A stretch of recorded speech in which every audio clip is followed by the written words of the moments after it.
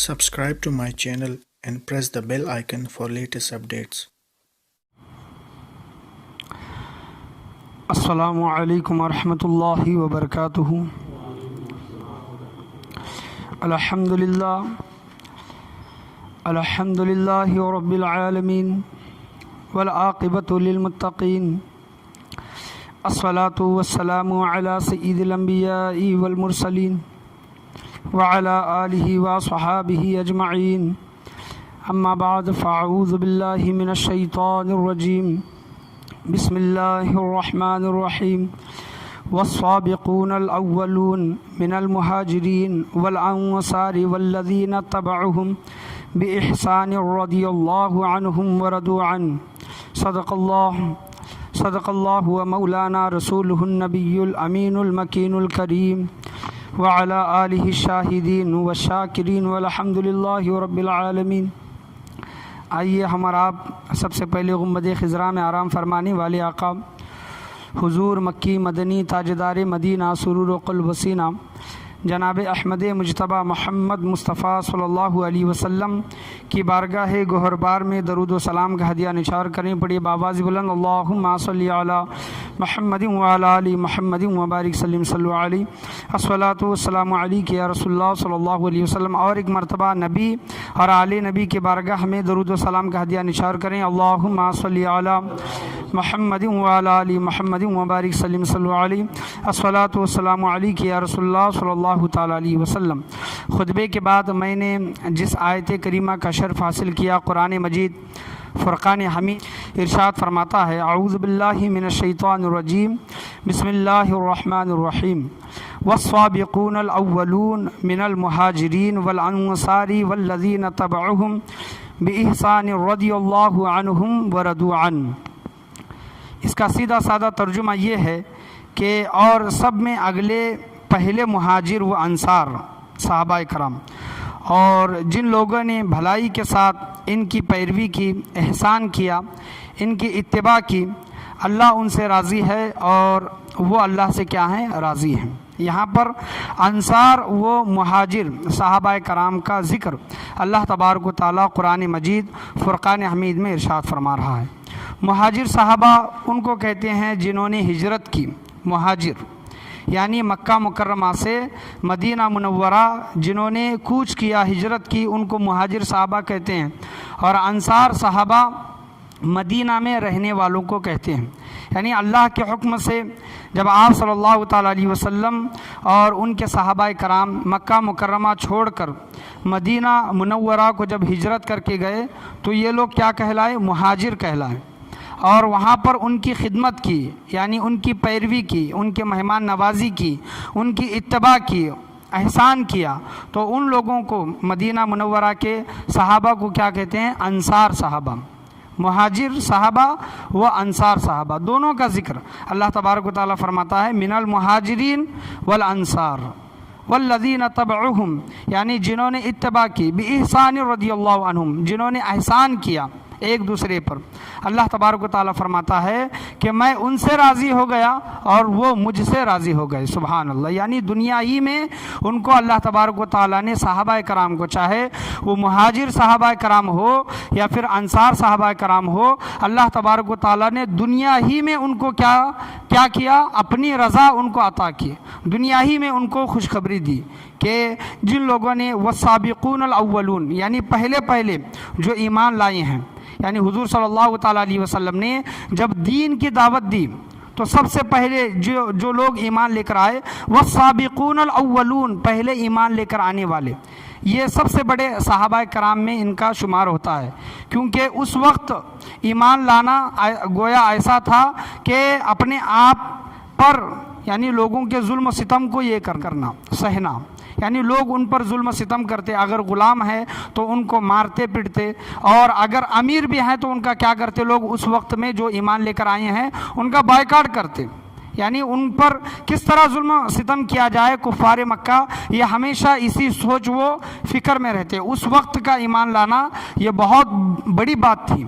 تو اللہ تبارک و تعالیٰ ان لوگوں کا ذکر فرماتا ہے جو مکہ میں کیا کیے؟ سب سے پہلے ایمان لے کر آئے، مکہ میں، جن کو مکی صحابہ کہتے ہیں، مہاجر صحابہ کرام کہتے ہیں، یہ ان کا مقام و مرتبہ بہت بلند و اعلیٰ ہے۔ جو مہاجر صحابہ کرام ہیں، جو بدری صحابہ کرام ہیں، جو بدر میں سب سے پہلی جنگ لڑی 313 صحابہ کرام نے، ان کا بھی مقام اللہ تبارک و تعالیٰ کے نزدیک بہت بڑا ہے۔ میرا آج کا تقریر کا موضوع جو ہے وہ ہے شہادت سیدنا امیر حمزہ رضی اللہ تعالیٰ عنہ۔ شہادت سیدنا امیر حمزہ رضی اللہ تعالیٰ عنہ آج میرے تقریر کا عنوان اور یہ موضوع ہے۔ اور ان کی شہادت کب ہوئی؟ سیدنا امیر حمزہ رضی اللہ تعالیٰ عنہ کی شہادت 15 شوال المکرم، یہ آنے والا 15 شوال جو ہے غالباً 15 منگل یا پھر بدھ کو ہوگا انشاءاللہ عز و جل، تو کیلنڈر میں یہ دکھا رہا ہے، تو ان کی شہادت کا یہ کیا ہے؟ دن ہے۔ تو انہی کے متعلق، انہی کے شان میں خراج عقیدت پیش کرنے کے لیے میں یہاں پر کھڑا ہوا ہوں۔ سیدنا امام امیر حمزہ رضی اللہ تعالیٰ عنہ، ان کے متعلق یہ آیا ہے کہ یہ حضور صلی اللہ تعالیٰ علیہ وسلم کے چچا تھے، سگے چچا تھے۔ اور سیدنا امیر حمزہ رضی اللہ تعالیٰ عنہ حضور صلی اللہ تعالیٰ علیہ وسلم کے رضائی بھائی بھی تھے۔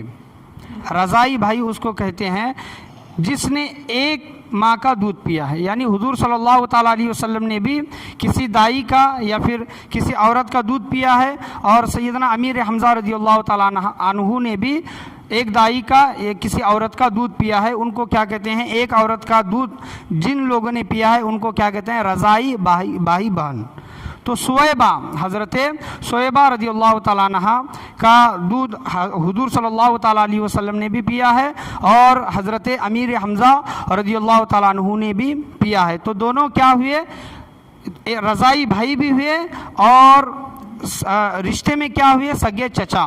اور ان کی عمر میں فرق، حضور صلی اللہ تعالیٰ علیہ وسلم اور حضرت امیر حمزہ رضی اللہ تعالیٰ عنہ کے عمر میں فرق، علماء کرام، بعض علماء کرام فرماتے ہیں کہ 2 سال، بعض علماء کرام فرماتے ہیں کہ 6 سال، یعنی بہت زیادہ بڑے نہیں تھے، صرف 2 یا پھر 4 یا پھر 6 سال کے عمر میں حضرت سیدنا امیر حمزہ رضی اللہ تعالیٰ عنہ حضور صلی اللہ تعالیٰ علیہ وسلم سے عمر میں بڑے تھے۔ اور ان کا شوق کیا تھا؟ حضرت سیدنا امیر حمزہ رضی اللہ تعالیٰ عنہ کا شکار کرنا، سیر پر جانا، یہ حضرت امیر حمزہ رضی اللہ عنہ کا کیا تھا؟ یہ شوق تھا۔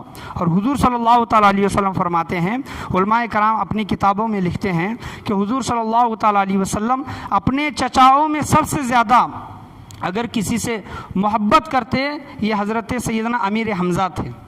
سیدنا امیر حمزہ رضی اللہ تعالیٰ عنہ سے حضور صلی اللہ تعالیٰ علیہ وسلم بے پناہ الفت و محبت کرتے تھے۔ اور حضرت امیر حمزہ رضی اللہ تعالیٰ عنہ کا جو نام کا جو اگر میننگ دیکھیں گے کہ حمزہ کا ایک میننگ علماء کرام یہ بھی بیان کرتے ہیں کہ حمزہ کے معنی شیر ہوتے ہیں، سبحان اللہ۔ یعنی حضور صلی اللہ تعالیٰ علیہ وسلم نے حضرت امیر حمزہ کے متعلق فرمایا ہے کہ یہ میرے چچا اللہ کے بھی شیر ہیں اور میرے بھی شیر ہیں، سبحان اللہ۔ جنگ بدر میں انہوں نے کہا تھا کہ میں اللہ کا بھی شیر ہوں اور حضور صلی اللہ تعالیٰ علیہ وسلم کا بھی شیر ہوں۔ یہ حضور صلی اللہ تعالیٰ علیہ وسلم سے بے پناہ اپنے بھتیجے سے محبت کرتے۔ جب حضور صلی اللہ تعالیٰ علیہ وسلم نے اعلان نبوت کیا، دین کے لوگوں کو دعوت دی، تو حضرت امیر حمزہ رضی اللہ تعالیٰ عنہ نے اتنی توجہ نہیں دی، یعنی وہ سیر کرتے اور شکار کے شوقین تھے، تو انہوں نے اس طرف زیادہ متوجہ اپنے بھتیجے کی طرف، دین اسلام کی طرف انہوں نے زیادہ توجہ نہیں دی۔ اور ایک مرتبہ کا واقعہ ہے کہ سیدنا امیر حمزہ رضی اللہ تعالیٰ عنہ شکار پر گئے تھے، اور وہ شکار پر جب جاتے تو کئی دنوں تک واپس نہیں آتے، یعنی شکار کر کے کئی دنوں کے بعد اپنے گھر کو لوٹتے۔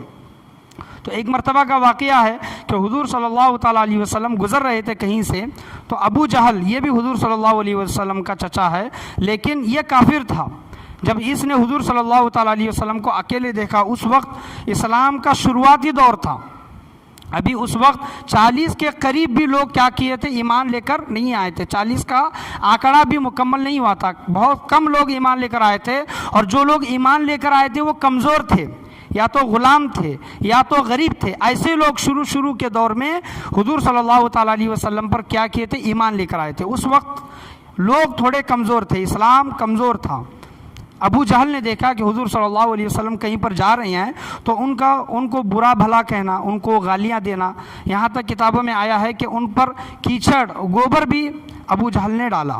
حضور صلی اللہ تعالیٰ علیہ وسلم بے حد غمزدہ ہوئے، ان کا دل دکھا، حضور صلی اللہ علیہ وسلم غمگین ہوئے۔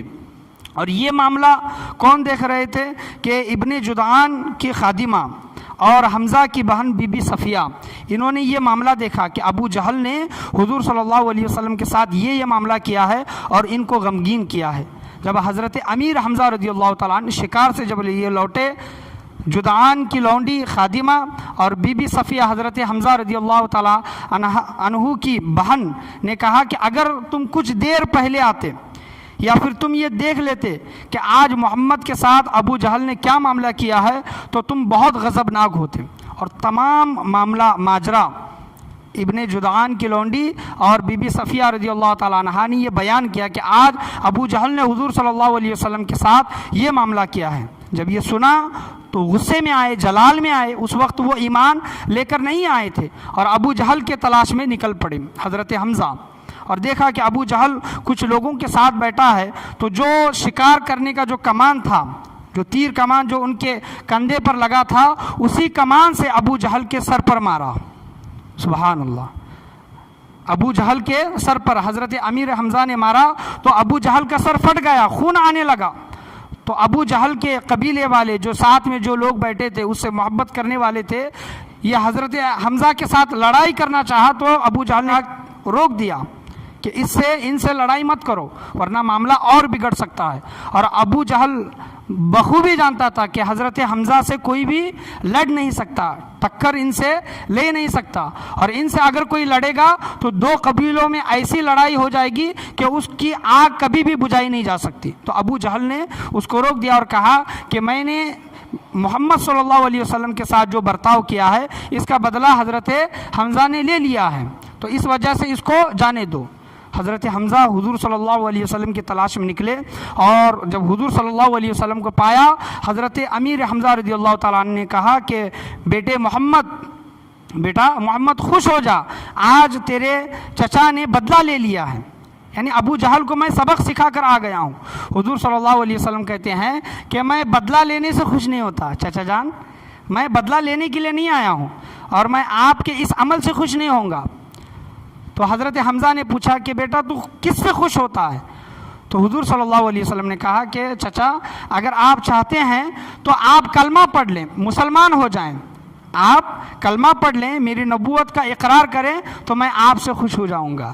تو حضور صلی اللہ علیہ وسلم کی اس فرمائش پر، بھتیجے کی اس فرمائش پر حضرت امیر حمزہ خوشی خوشی حضور صلی اللہ تعالیٰ علیہ وسلم پر ایمان لے کر آئے۔ تو دیکھیں کہ بھتیجے کی خوشی پر حضرت امیر حمزہ رضی اللہ تعالیٰ عنہ نے اپنا دین، جو پہلے کا جو دین تھا وہ چھوڑ دیا، اور بھتیجے کی خوشی جس میں ہے، بھتیجا جس چیز پر خوش ہے، حضرت امیر حمزہ رضی اللہ تعالیٰ عنہ نے اس چیز پر کیا کیا؟ ایمان لے کر آیا۔ اور ہوتا بھی یہی تھا، حضور صلی اللہ تعالیٰ علیہ وسلم سب سے زیادہ اگر کسی چیز پر خوش ہوتے تو اس چیز پر خوش ہوتے کہ کوئی شخص، کوئی انسان ایمان لے کر آئے، مسلمان ہو جائے۔ جب کوئی بندہ یہ عمل کرتا، ایمان لے کر آتا، تو حضور صلی اللہ تعالیٰ علیہ وسلم اس بندے سے بے حد خوش ہوتے۔ کیوں؟ کیونکہ یہ دنیا تو فنا ہونے والی ہے، لوگ اگر ایمان پر نہیں مریں گے اور ایمان لے کر نہیں آئیں گے تو بے شک اللہ تبارک و تعالیٰ ایسے لوگوں کو جہنم میں ڈالے گا۔ تو حضور صلی اللہ تعالیٰ علیہ وسلم کو یہ گوارا نہیں تھا کہ لوگ جہنم میں جائیں، اس وجہ سے آپ صلی اللہ تعالیٰ علیہ وسلم لوگوں کو دین کی دعوت دیتے کہ اے لوگوں دین قبول کرو، دنیا تو ختم ہونی ہے، تم ایک نہ ایک دن ختم ہو جائے گے، تمہیں موت آ جائے گی۔ اگر تمہارا خاتمہ ایمان پر نہیں ہوگا، تم کافر بن کر مرو گے، منکر بن کر مرو گے، تو تمہیں قیامت کے دن اللہ تبارک و تعالیٰ جہنم میں ڈالے گا۔ تو حضور صلی اللہ تعالیٰ علیہ وسلم کے جو چچا تھے، حضور صلی اللہ تعالیٰ علیہ وسلم کی فرمائش پر ایمان لے کر آئے اور لوگوں سے کہا کہ آج سے میرا دین بھی وہی دین ہے جو محمد کا دین ہے۔ اور ابو جہل سے بھی اس وقت حضرت امیر حمزہ نے کہا تھا کہ اے ابو جہل، آج کے بعد محمد کو کبھی بھی تو تکلیف نہ دینا، اگر کبھی بھی تو محمد صلی اللہ علیہ وسلم کو ناراض کرے گا، ان کو تکلیف دے گا تو گویا تو نے مجھے تکلیف دی، تیرا مقابلہ مجھ سے ہے۔ اور مکہ مکرمہ میں حضرت امیر حمزہ رضی اللہ تعالیٰ عنہ سے کوئی بھی لڑ نہیں سکتا تھا، کیونکہ وہ تلوار بازی میں، گھوڑ سواری میں اور شکار کرنے میں اتنے ماہر تھے کہ ان کے مقابلے کا کوئی نہیں تھا۔ تو میں آج آپ کے سامنے حضرت امیر حمزہ رضی اللہ تعالیٰ عنہ کی شہادت اور ان کی شان بیان کرنے کے لیے یہاں پر کھڑا ہوا ہوں کہ 15 شوال المکرم کو اپنے گھروں میں، اپنے مسجدوں میں، اپنے محلے میں فاتحہ خوانی کا اہتمام کریں اور خراج عقیدت بھیجنے کی کوشش کریں۔ یہ سیدنا امیر حمزہ رضی اللہ تعالیٰ عنہ حضور صلی اللہ علیہ وسلم کی بارگاہ میں بیٹھے تھے۔ جب لوگوں کو پتہ چلا کہ سیدنا امیر حمزہ رضی اللہ تعالیٰ عنہ نے بھی ایمان لے کر آئے ہیں، یہ بھی مسلمان ہو گئے ہیں، تو لوگوں کو بہت دکھ ہوا۔ جو کفار تھے، جو دشمن تھے، انہیں بہت دکھ ہوا۔ انہوں نے سوچا کہ ابھی یہ اسلام رکنے والا نہیں ہے، تو لہٰذا کسی ایسے شخص کو تیار کیا جائے جو حضور صلی اللہ تعالیٰ علیہ وسلم کو ہی نعوذ باللہ من ذالک کیا کر دے، شہید کر دے، ختم کر دے۔ تو لوگوں نے انعامات جمع کیے اور حضرت عمر رضی اللہ تعالیٰ عنہ اس وقت ایمان لے کر نہیں آئے تھے، آپ 40ویں انسان بنے۔ کون؟ حضرت عمر رضی اللہ تعالیٰ عنہ 40ویں انسان مسلمان بنے، یعنی 40ویں وہ شخص تھے جو 40 کی تعداد جو پوری ہوتی ہے۔ اس سے پہلے حضرت عمر رضی اللہ تعالیٰ عنہ سے بھی پہلے حضرت حمزہ ایمان لے کر آئے تھے، اور جو شروع کے دور میں جو ایمان لے کر آئے ہیں ان کا مقام و مرتبہ صحابہ کرام میں بہت بڑا ہے، یاد رکھیں، بہت بڑا ہے۔ چاہے وہ غریب صحابی ہو، امیر صحابی ہو، دولت مند ہو، کمزور ہو، طاقتور ہو، اسلام کی نظر میں، اللہ کی بارگاہ میں، حضور صلی اللہ تعالیٰ علیہ وسلم کی بارگاہ میں، اسلام کی نظر میں وہ سب سے بڑا کیا ہے؟ مرد مومن ہے، مسلمان ہے، جو شروع کے دور میں ایمان لے کر آئے۔ اس وقت شروع کے دور میں ایمان لانا معمولی بات نہیں تھی، یاد رکھیں، کہ اپنا دین چھوڑ کر دوسرا دین اختیار کرنا گویا جان کا خطرہ، جان جانے کا خطرہ۔ ایسے دور میں لوگ ایمان لے کر آئے ہیں، تو لوگوں نے یہ طے کیا کہ حضرت عمر رضی اللہ تعالیٰ عنہ کو تیار کیا اور ان کو اتنا انعام رکھا کہ آپ حضور صلی اللہ تعالیٰ علیہ وسلم کو کیا کریں؟ شہید کر دیں، قتل کر دیں، ہم آپ کو اتنا انعام دیں گے۔ حضرت عمر راضی ہو گئے، اور جب حضور صلی اللہ علیہ وسلم کی بارگاہ میں آنے کی انہوں نے کوشش کی اور لوگوں نے دیکھا کہ حضرت عمر رضی اللہ تعالیٰ عنہ کے ہاتھ میں ننگی تلوار ہے، تو اس وقت حضرت امیر حمزہ رضی اللہ تعالیٰ عنہ حضور صلی اللہ علیہ وسلم کی بارگاہ میں بیٹھے ہوئے تھے۔ حضرت امیر حمزہ کہتے ہیں، شیر جن کو کہا گیا ہے، اللہ کا شیر جن کو کہا گیا ہے، مرد مجاہد جن کو کہا گیا ہے، حضرت امیر حمزہ کہتے ہیں کہ عمر کو آنے دو، عمر کو آنے دو، اگر نیک ارادے سے آتے ہیں تو خیر ہے، استقبال ہے، اور اگر غلط ارادے سے آتے ہیں تو انہی کی تلوار سے انہی کی گردن ماری جائے گی۔ دیکھیں کہ حضرت امیر حمزہ رضی اللہ تعالیٰ، یہ واقعہ آپ جانتے ہیں، حضرت عمر آئے حضور صلی اللہ علیہ وسلم کی بارگاہ میں ایمان لے کر آئے، اور اس وقت حضرت امیر حمزہ رضی اللہ عنہ مکہ مکرمہ میں کیسا روب و دبدبہ رکھتے تھے، ان کی کیسی شان تھی حضرت امیر حمزہ کی، یہ میں آپ کے سامنے بیان کر رہا ہوں۔ حضرت عمر نے پوچھا کہ یا رسول اللہ، ہم حق پر نہیں ہیں، ہم سچے نہیں ہیں۔ اس وقت لوگ عبادت جو کرتے تھے چھپ کر کرتے تھے، نمازیں جو پڑھتے تھے چھپ کر پڑھتے تھے۔ حضور صلی اللہ علیہ وسلم نے کہا کہ ہاں ہم حق پر ہیں۔ حضرت عمر نے کہا ہم حق پر ہیں تو عبادتیں کھلے طور پر لوگوں کے سامنے کیوں نہیں کرتے؟ تو حضور صلی اللہ علیہ وسلم نے فرمایا کہ لوگ ہمیں نقصان پہنچائیں گے، اس وجہ سے نہیں کرتے۔ تو حضرت عمر رضی اللہ تعالیٰ عنہ کے اصرار پر، کہنے پر لوگ کھلے طور پر عبادتیں کرنے لگے، یعنی اس جگہ سے نکلے 40 لوگ اس وقت ایمان لے کر آئے تھے، 20 لوگوں کی کمانڈری حضرت عمر کر رہے تھے، اور 20 لوگوں کی کمانڈری حضرت حمزہ رضی اللہ تعالیٰ عنہ کر رہے تھے، اور اس وقت مکہ میں یہ اعلان کر رہے تھے کہ اگر اپنے بچوں کو یتیم کرنا چاہتے ہو، اپنے عورتوں کو بیوہ کرنا چاہتے ہو تو کوئی روک کر دیکھے۔ تو لوگوں نے دیکھا کہ 20 لوگوں کی کمانڈری حضرت عمر کر رہے ہیں، 20 لوگوں کی کمانڈری آگے جو لائن جو صفیں لگی ہیں حضرت حمزہ کر رہے ہیں، تو کسی کی بھی مجال، کسی کی بھی ہمت نہ ہوئی کہ لوگوں کو روکے، صحابہ کرام کو، مسلمانوں کو روکے، کسی کی جرت، کسی کی ہمت نہیں ہوئی، اور لوگ اس وقت کہنا شروع کر دیا کہ ہم نے حضور صلی اللہ تعالیٰ علیہ وسلم پر جتنے بھی ظلم و ستم کیے ہیں، جتنا نقصان ان کو پہنچانا چاہتے تھے ہم نے پہنچایا ہے 4 سال میں، 6 سال میں، آج مسلمانوں نے اس کا بدلہ لے لیا، آج مسلمانوں نے اس کا بدلہ لے لیا. کس طرح لے لیا کہ اس وقت حضرت امیر حمزہ بھی ایمان لے کر آئے تھے اور اس وقت حضرت عمر بھی ایمان لے کر آئے تھے. تو اسلام اس وقت رعب و دبدبہ ان دونوں شخصیات کے آنے کی وجہ سے لوگوں کے اندر ایک ہمت آئی اور اسلام کا رعب و دبدبہ لوگوں پر بڑھتا چلا گیا. غزوہ بدر، جنگ بدر میں 70 کے قریب کافروں کو مارا گیا تھا. 70 کافر مارے گئے تھے، نارے جہنم واصل جہنم ہوئے تھے. جنگ بدر میں 70 کے قریب کافر مرے تھے. تو 70 میں سے 10 لوگوں کو حضرت امیر حمزہ رضی اللہ تعالیٰ عنہ نے مارا تھا. 70 میں سے 10 لوگوں کو. اور جب وہ لڑ رہے تھے تو شتر مرغ کا پر ان کے سر پر تھا. جب جنگ بدر ختم ہوئی تو لوگوں نے پوچھا کہ یہ شتر مرغ اپنے سر پر باندھے ہوئے جو لڑ رہا ہے، اور حضرت امیر حمزہ دونوں ہاتھوں سے تلوار چلاتے تھے.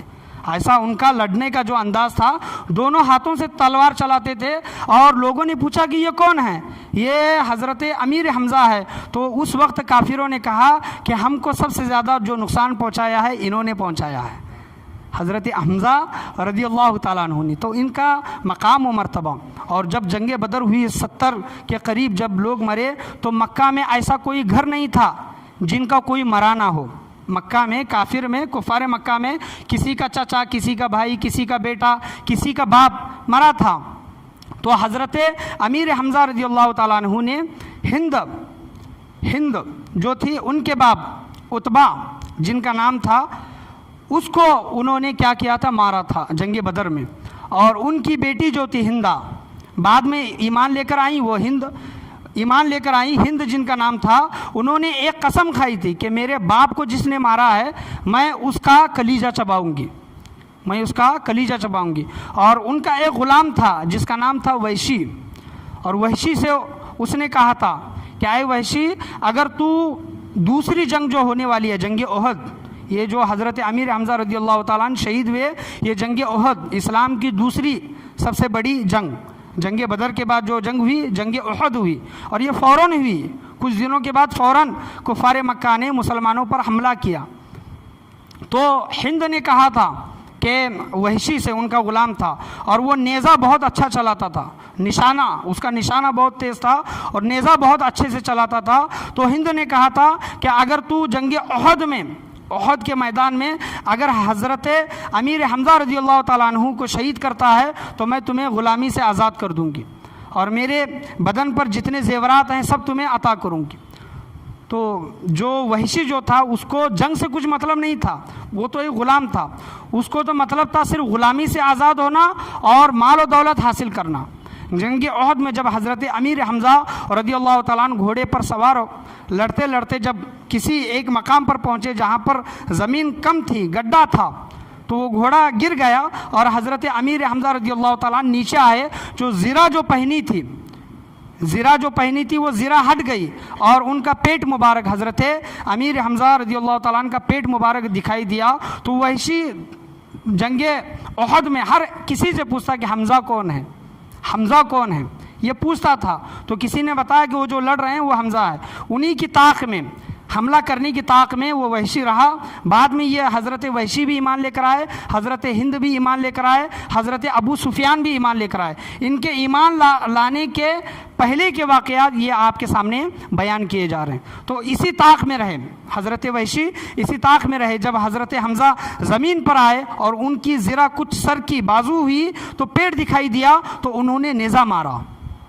حضرت وحشی نے نیزہ مارا اور نیزہ اندر تک گیا اور حضرت حمزہ حضرت وحشی پر حملہ کرنا چاہا لیکن وہ نیزہ بہت اندر تک جا چکا تھا. تو حضرت وحشی نے موقع پا کر ان کو شہید کیا اور حضرت وحشی سے یہ کہا تھا کہ ان کو شہید کرنا اور ان کی لاش کی پہچان کرانا، کہ وہ جو بہت سی لاشیں پڑی ہوئی ہوتی ہیں ان لاشوں میں حضرت حمزہ کی لاش کون سی ہے اس کی پہچان کرانا، تو تمہیں غلامی سے بھی آزاد اور جو میرے بدن پر جو زیورات ہیں وہ سب کے سب تمہارے. تو حضرت وحشی نے حضرت حمزہ رضی اللہ تعالیٰ عنہ جو شہید ہوئے تھے ان کی لاش کا پتہ بتایا.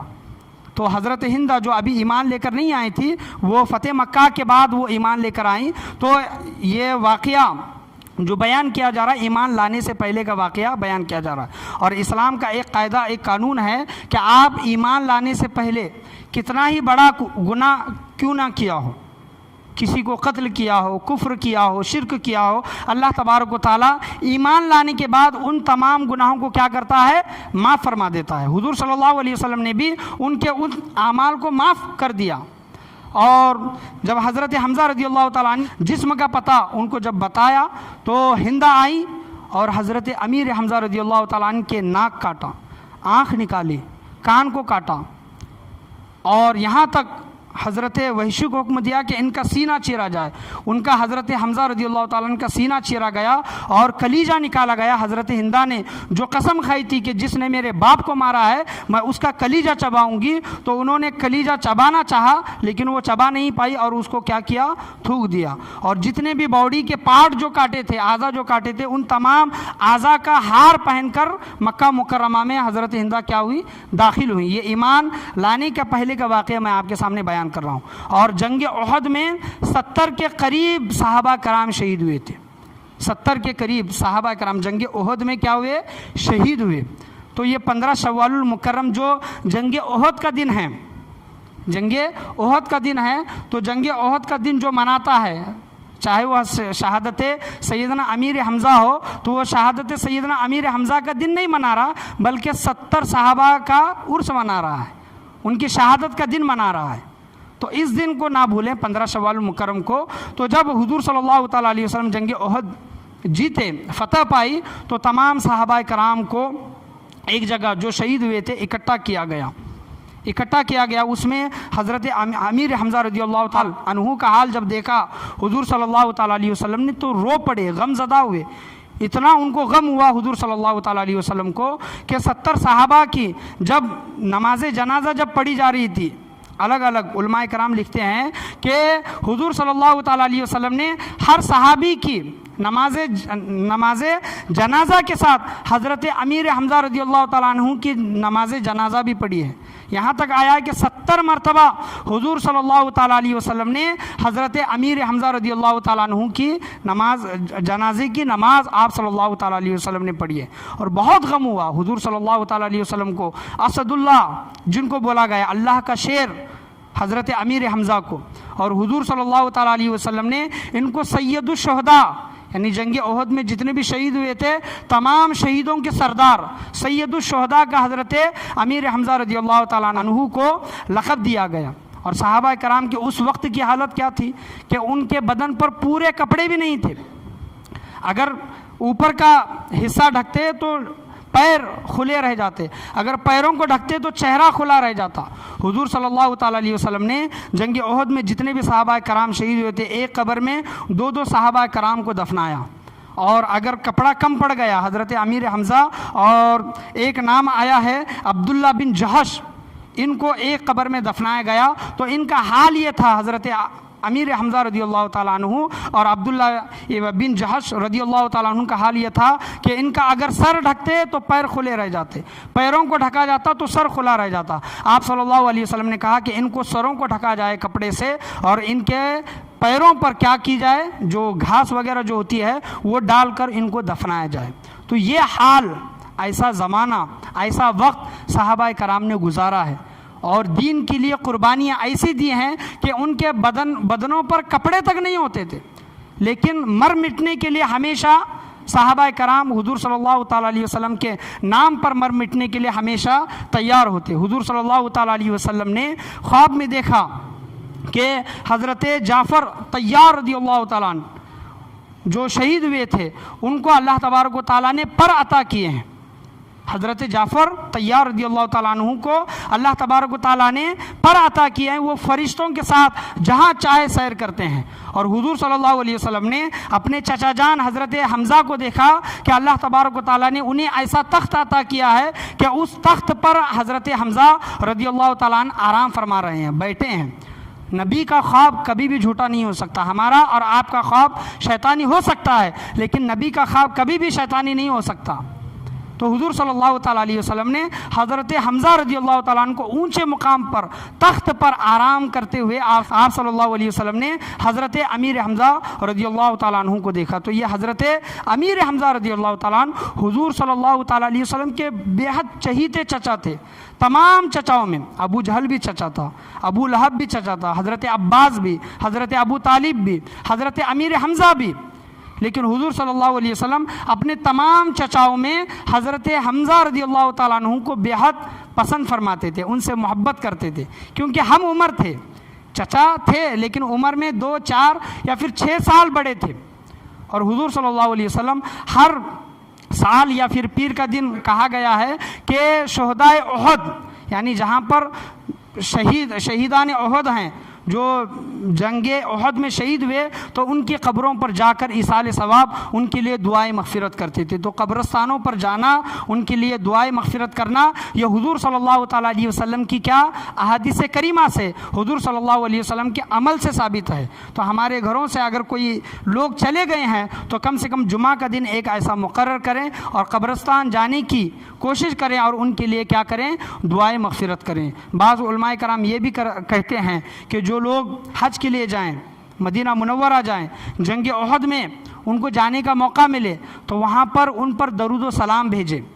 جنگ احد والوں پر, شہدائے احد پر کہا گیا ہے کہ جو شہدائے احد پر ایک مرتبہ درود و سلام پڑھتا ہے, ان پر سلام بھیجتا ہے شہدائے احد قبرستان والوں پر, تو شہدائے احد قیامت تک اس شخص پر سلامتی بھیجتے رہتے ہیں. سبحان اللہ, قیامت تک اس کے لیے سلامتی کی کیا کرتے ہیں, دعا کرتے ہیں. بعض علماء کرام نے اپنی کتابوں میں یہ لکھا ہے. تو سیدنا امیر حمزہ رضی اللہ تعالیٰ عنہ کی شان, ان کے کچھ زندگی کے واقعات میں آپ کے سامنے آج یہاں پر بیان کرنے کے لیے کھڑا ہوا تھا. 15 شوال المکرم, آنے والا منگل یا پھر بدھ کا دن ہے 15 شوال المکرم. تو اپنے گھروں میں ہو, محلے میں ہو, مسجدوں میں ہو, تو سیدنا امیر حمزہ رضی اللہ تعالیٰ عنہ کی شہادت منانے کی آپ کوشش کریں. ان کے لیے درود و سلام, ان کے لیے فاتحہ خوانی, خراج عقیدت. جو میدان احد میں جتنے بھی صحابہ کرام شہید ہوئے تھے تو ان پر درود و سلام, ان کے لیے فاتحہ خوانی, خراج عقیدت بھیجنے کی ان پر کوشش کریں. میں اللہ سے یہی دعا کرنا چاہوں گا